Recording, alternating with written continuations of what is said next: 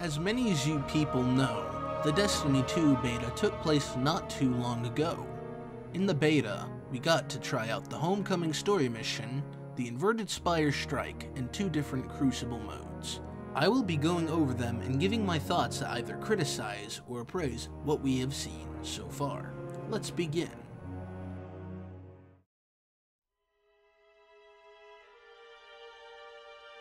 Homecoming is the first mission in Destiny 2's story mode. It takes place in the last city where the Vanguard are shown discussing an anomaly on their own sensors. Shortly thereafter, the Cabal attack the city. Meanwhile, your Guardian is returning back and sees that the city is under siege. You are dropped in and fight through the Cabal.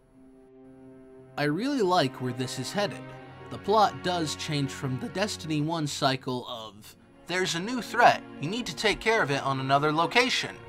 With the last city under attack, the sense of danger is way higher and makes for something interesting and motivating. It's especially interesting for veteran players of Destiny to experience, since the tower, a place once known for a social area, is now in flames and destroyed. Thus, the sense of danger mentioned before. The way this story is delivered is excellent, since it corrects Destiny 1's main mistake in its original base campaign. That mistake was not being engaging enough. In this story mission alone, there is a lot of character interaction between player and NPC. You and the Vanguard leaders are fighting together in-game as they interact with you. As you are shooting through enemies, it feels like you are on your way to complete a mission, not the feeling of having to drag yourself through a small and repetitive task. Overall, the world itself now feels more alive and immersive. The level design is also great.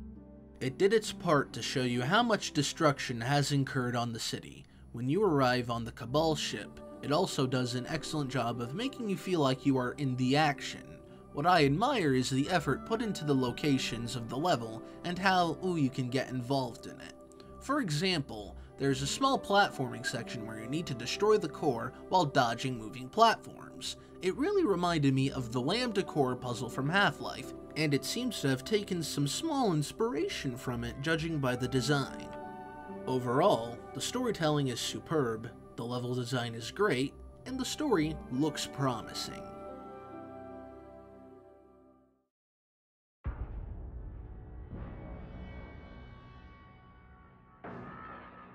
The Crucible has also been greatly revamped. The former dynamic was to conform to a general meta of one thing that was annoyingly overpowered.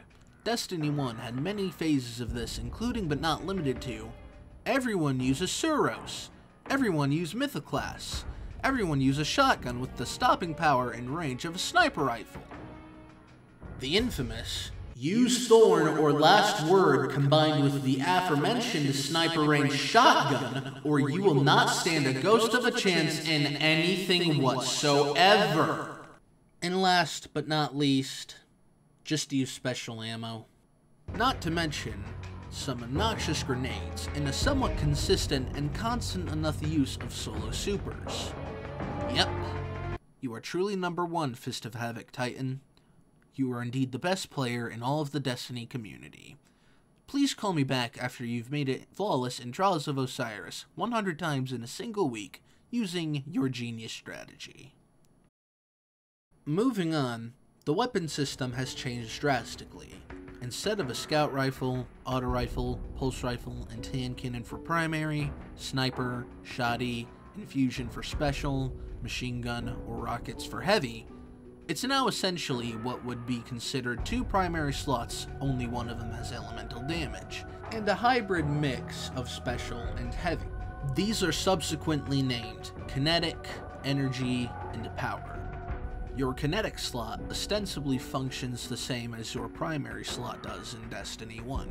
You have a selection of using hand cannons, pulse rifles, etc., etc.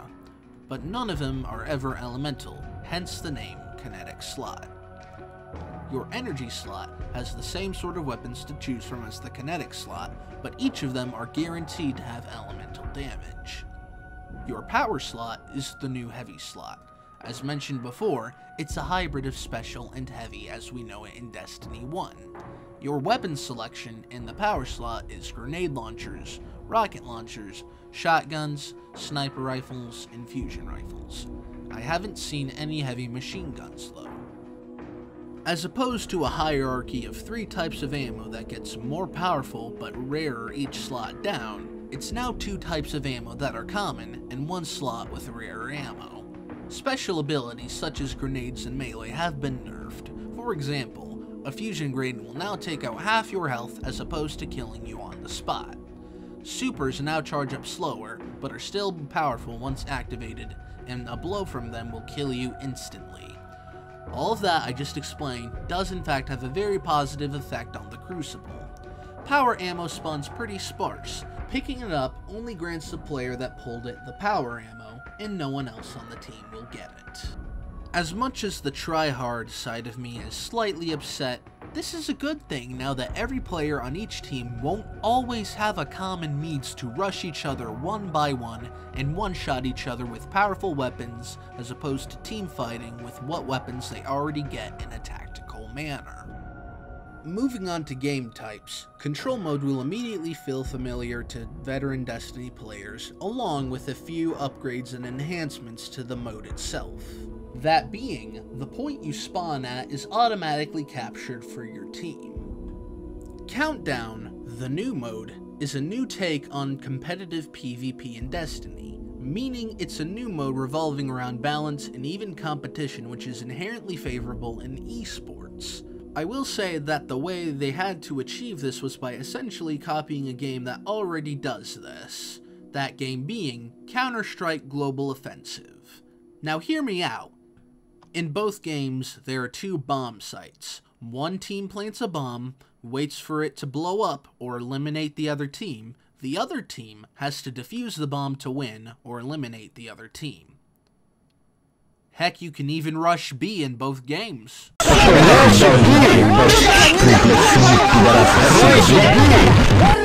Not that I'm even complaining though. I had a lot of fun playing Countdown, and I did play it a lot. In essence, they did an excellent job finally balancing out the Crucible, and there should be more fair games with no dumb one-shot weapons. However, this creates a new problem. Allow me to explain.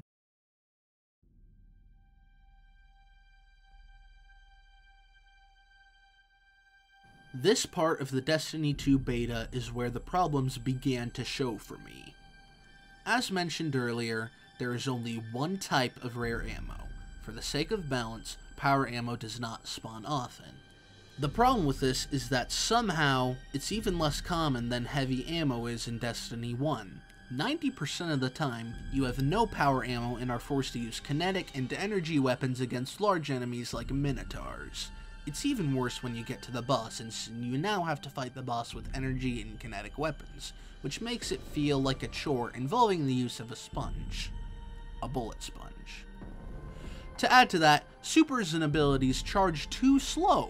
This would be an easy thing to fix by making power ammo more common, adding ammo synths, and make abilities recharge faster in PvE exclusively. I don't mind the way the new weapon slot system works. I really don't. I know it was made for Crucible first, but I don't really care.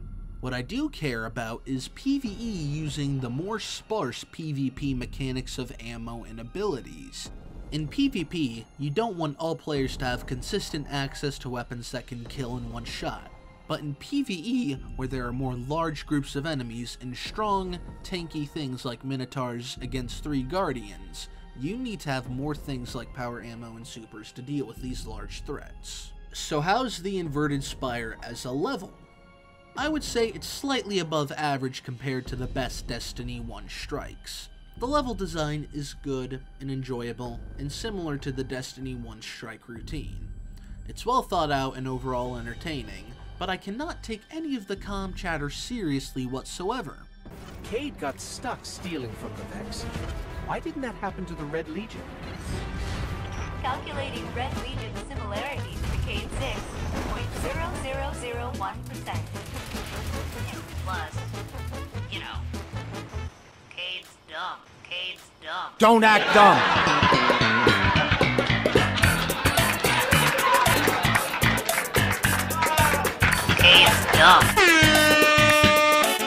You are both depressing and unhelpful. What you just saw there was an example of an obnoxious joke. Granted, this video itself probably has more than its fair share of them. I am at least being serious most of the time I am speaking. It feels like every other line in this strike was a forced sarcastic comment from Failsafe. That does not mean I am completely against humor in this game. I sort of chuckled the first few times, but then it got old 4 more times after in the span of 5 minutes. The game's focus is completing a mission as a guardian. It's hard to take any of the depth of the game seriously when every other line of dialogue is a joke. I don't want to fight the final boss of this game while the ghost spews out Cabal puns every 0.5 nanoseconds. Why? Like I just said, the game needs to be in focus of what it's trying to deliver you. To be honest, it's not like I was this angry during the strike itself. I just cringed a little and moved on, but thinking back, I really don't want 90% of the dialogue to be jokes, okay? Anyways, overall, the weapons and abilities could use work in PvE. Failsafe needs to shut her retarded mouth, and Ghost needs to rethink his idea of stand-up comedy and actually give some good statements of advice.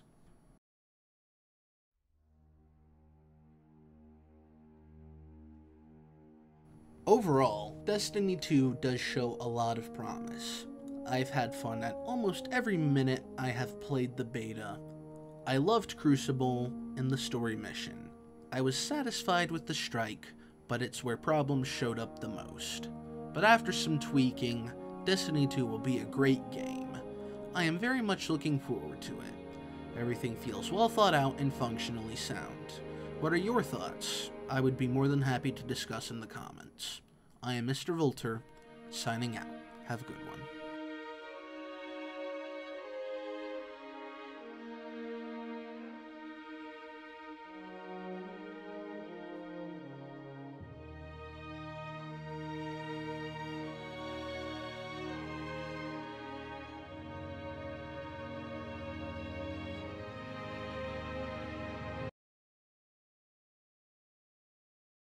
Power plant.